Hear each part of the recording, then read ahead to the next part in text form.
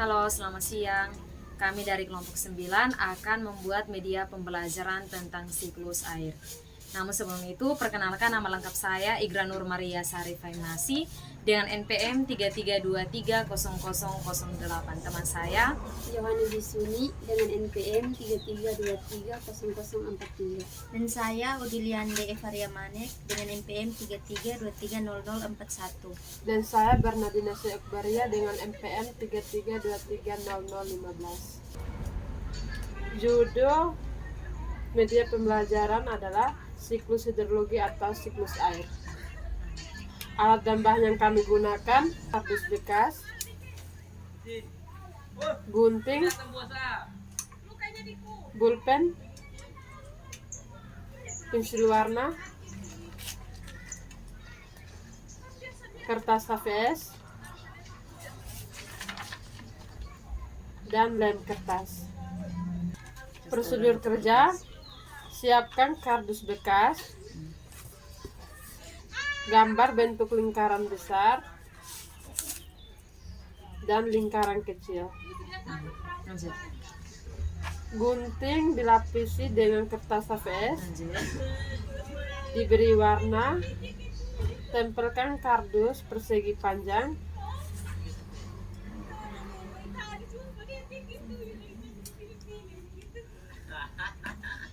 yaitu gambar gunung, dan dilapisi dengan kertas HVS dan diberi warna. Setelah itu gunting kertas HVS bentuk bunga, pohon,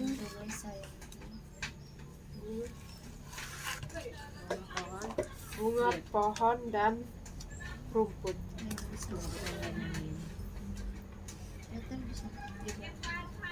Gunting kertas HVS bentuk laut,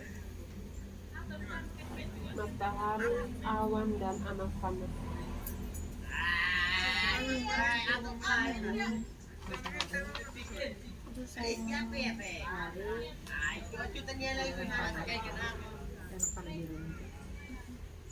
laut yang satu biru tuh. Laut yang satu dia Itu. tidak ya. Ini sumpah ini. Tunggu dulu itu sebentar.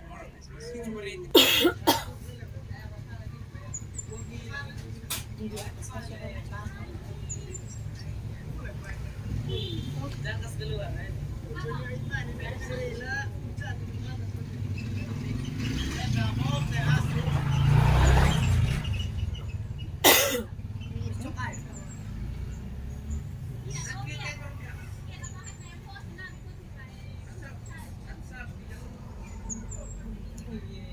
Kita turunkan kertas biru. Ya, nak gunting kertas warna biru tuan.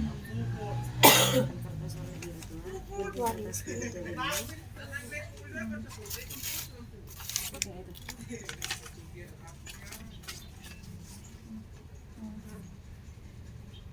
itu. Nanti guntingnya ini.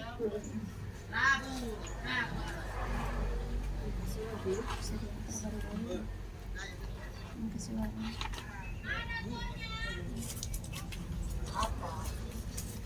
Kertas warna biru.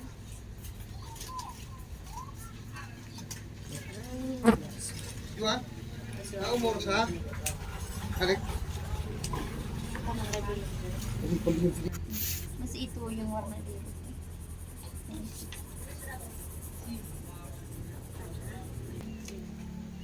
Terakhir apa?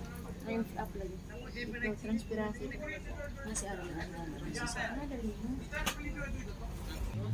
Biru tuan. Kertas warna biru tuan. Gunting kertas biru jadi ini.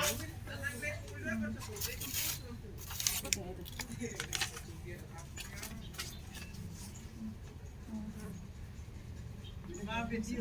Nanti guntingnya ini.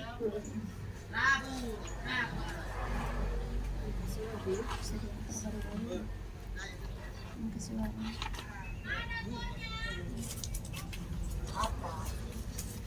Kertas warna biru.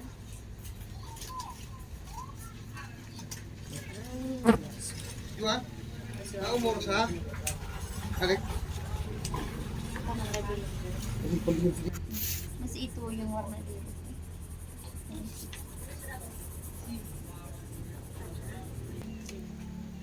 Terakhir apa? Yang up lagi. Itu transpirasi. Masih ada Ada 5.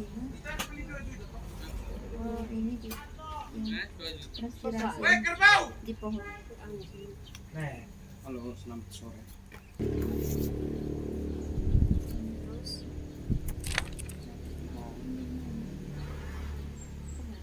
sabar sayang.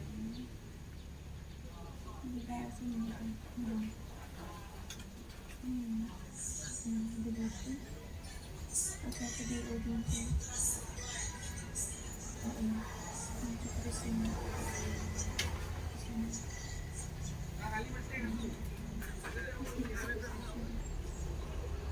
Siklus hidrologi atau siklus air adalah siklus air yang tidak berkesudahan dari atmosfer ke bumi dan kembali lagi ke atmosfer. Ada satu. Evaporasi. Pertama, evaporasi. Pengertian evaporasi adalah proses perubahan air cair menjadi uap air yang kemudian naik ke atmosfer. Bagaimana terjadinya? Energi panas dari matahari menyebabkan molekul air di permukaan air, tanah, atau tumbuhan menyerap energi dan bergerak lebih cepat. Ketika molekul-molekul ini bergerak cukup cepat, mereka melepaskan diri dari permukaan cair dan menjadi uap air. Yang kedua, kondensasi. Kondensasi adalah proses perubahan uap air di atmosfer menjadi tetesan air cair. Ketika uap air naik ke atmosfer, ia mendingin. Saat mendingin, molekul air bergerak lebih lambat dan lebih dekat satu sama lain. Ketika molekul-molekul ini cukup dekat, mereka bergabung dan membentuk tetesan air kecil yang membentuk awan. Yang ketiga, presipitasi. Presipitasi adalah air yang jatuh kembali ke bumi dari atmosfer dalam bentuk cair dan padat. Nah, ketika tetesan air di awan menjadi terlalu berat, mereka jatuh ke bumi sebagai hujan atau salju atau hujan es atau hujan es. Jenis presipitasi yang terjadi tergantung pada suhu udara. Yang keempat, transpirasi. Transpirasi adalah proses pelepasan uap air dari tumbuhan ke atmosfer melalui pori-pori kecil di daun mereka yang disebut stomata. Tumbuhan menyerap air dari tanah melalui akar mereka.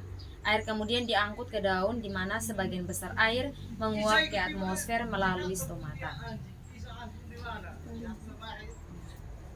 Yang kelima, infiltrasi. Infiltrasi adalah proses air yang meresap ke dalam tanah. Ketika hujan jatuh ke tanah, sebagian air mengalir di aliran permukaan, tetapi sebagian lainnya meresap ke dalam tanah melalui pori-pori dan celah-celah di tanah.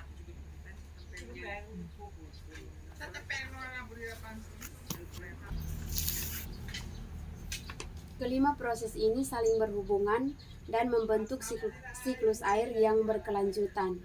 Evaporasi dan transpirasi membawa air ke atmosfer, kondensasi membentuk awan, presipitasi mengembalikan air ke bumi, dan infiltrasi mengisi akuifer.